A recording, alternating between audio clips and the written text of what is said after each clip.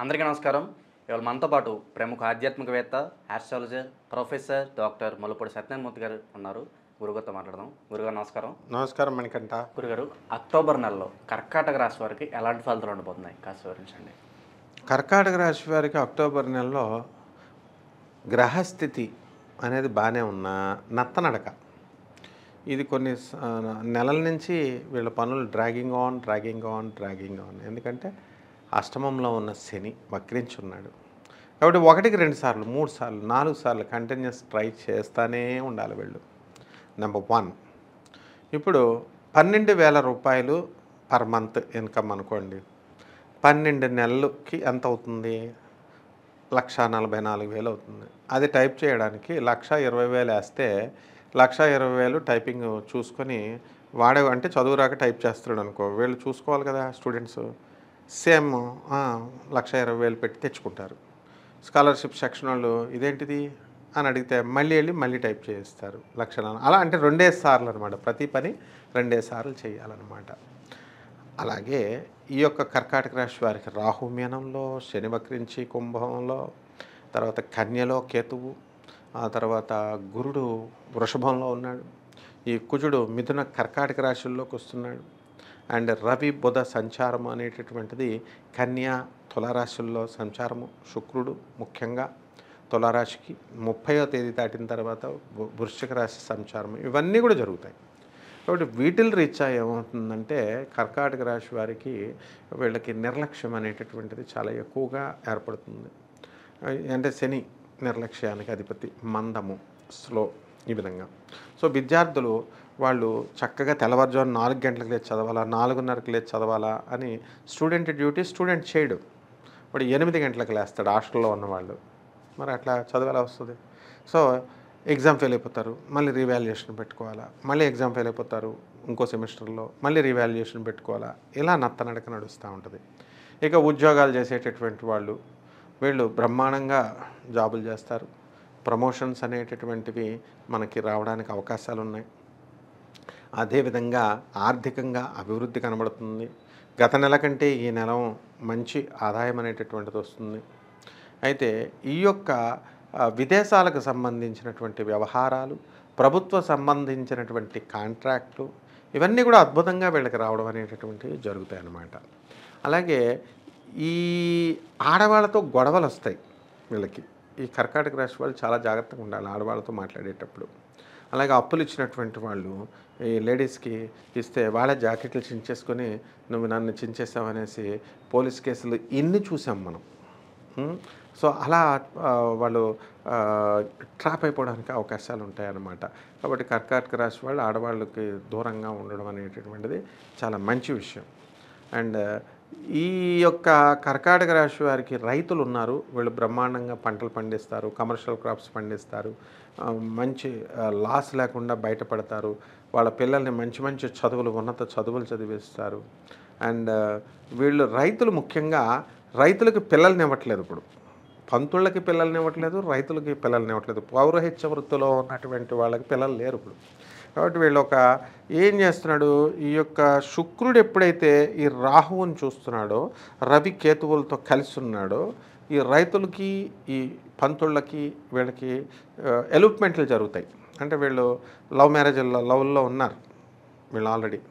వాళ్ళని లేపుకొని వెళ్ళిపోయి పెళ్ళిళ్ళు చేసుకుంటారు. ఎందుకంటే డైరెక్ట్ అడుగుతుంటే ఇవ్వట్లేదు కాబట్టి ఇటువంటి వాళ్ళు ఈ రకమైన మ్యారేజ్ చేసుకోవాల్సినటువంటి అవసరం లేదు.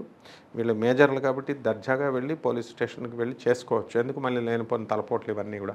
ఈ కర్కాటక రాశి వాళ్ళు అలాంటి తలపోట్లు రావడానికి అవకాశాలు ఉన్నాయి. అలాగే ట్రాన్స్ఫర్స్ కోసం వీళ్ళు విపరీతంగా కృషి చేస్తున్నారు. అవి రావు ట్రాన్స్ఫర్స్. అండ్ ప్రతి పని కూడా సక్సెస్ అవుతుంది, కానీ చాలా లేట్గా అవుతుందన్నమాట.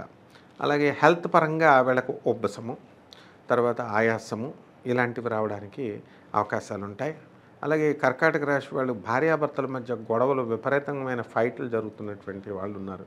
వీళ్ళు కొంచెం భర్తతో కాస్త ఒబీడియంట్గా ఉండి, ఫ్రాంక్గా ఉండి, ఓపెన్గా ఉన్నట్లయితే మంచి జరుగుతుందని గురువులు చెప్పినా సరే వినరు వీళ్ళు.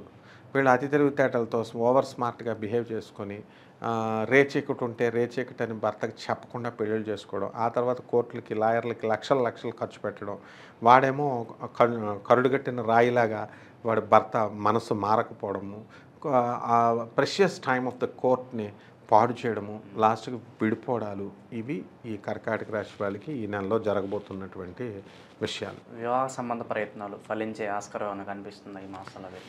లేపుకెళ్ళిపోతారుగా, ఇంకా మళ్ళీ ప్రయత్నించడం ఏమిటి, వీళ్ళే లేపుకెళ్ళిపోతారు. ఈ కర్కాటక రాశి వాళ్ళు వేరే అమ్మాయిని లేపుకెళ్ళిపోతారు కాబట్టి వివాహాలు వీళ్ళే చేసుకుంటారు. ఆ తర్వాత అందులో ఉన్నటువంటి రిస్కులు, అందులో ఉన్నటువంటి కిక్ని అనుభవిస్తారనమాట. అవతలాలు ఊరుకోరుగా లేపుకెళ్ళిపోతే వాళ్ళు కూడా వస్తారు కదా. So love marriage is an adventure. అందువల్ల ఈ యొక్క కర్కాటక రాశి వాళ్ళు ఎవరు కూడా అరేంజ్డ్ మ్యారేజ్లు చేసుకునే సమస్య లేదు ఈ నెలలో. ఆల్ లవ్ మ్యారేజెస్ అనమాట. ఇంచుమించు రాజకీయ సినీ రంగాల్లో ఉన్నవారికి ఎలా ఉండబోతుంది ఈ మాసంలో? సినీ రంగంలో ఉన్నటువంటి వాళ్ళు కొత్త కొత్త సినిమాలు తీస్తారు.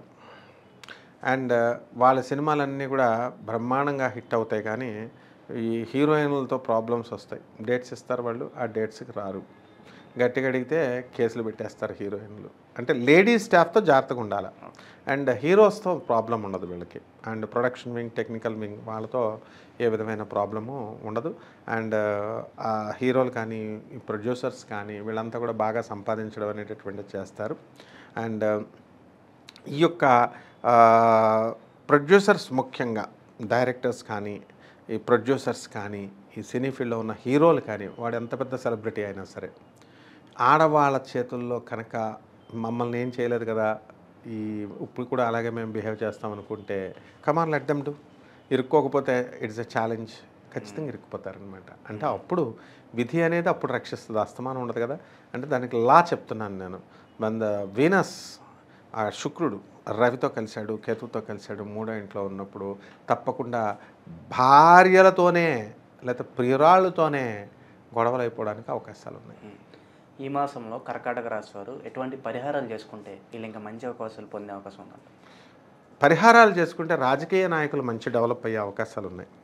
వీళ్ళు చక్కగా ఉన్నతమైనటువంటి నామినేటెడ్ పోస్టులు రావడానికి అవకాశాలు ఉన్నాయి. వీళ్ళు ఏం చేయాలంటే కర్కాటక రాశి వాళ్ళు చక్కగా జమ్మి చెట్టు ఎక్కడుందో చూసుకోవాలి. చెట్టుని చుట్టూ ప్రదక్షిణాలు చేయాలి, 108 ప్రదక్షిణాలు. అండ్ మినిమం 11 బకెట్ల నీళ్ళు మోసి వాళ్ళ సొంత చేతులతో మోసి ఆ చెట్టుకి వెయ్యాలి. ఇది అసలే దసరా టైము. అమ్మవారు జమ్మి చెట్టుని ఆవహిస్తుంది ఈ యొక్క దసరా విజయదశమి రోజున. కాబట్టి ఖచ్చితంగా ఈ అక్టోబర్ నెలలో జమ్మి చెట్టుకి వీళ్ళు పూజలు చేసుకోవాలి.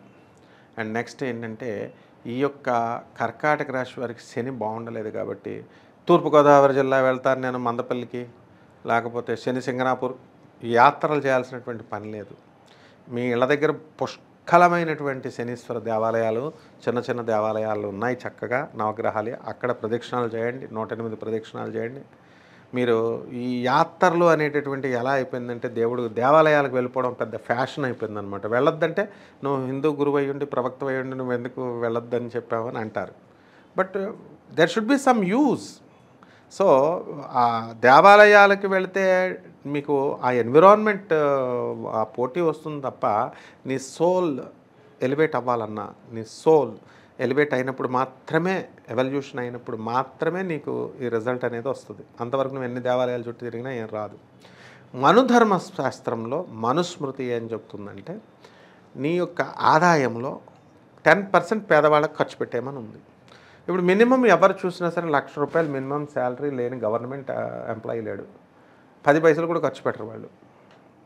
I'm sorry to say that. కొంతమంది ఉండొచ్చు మంచివాళ్ళు ఇచ్చేటటువంటి వాళ్ళు.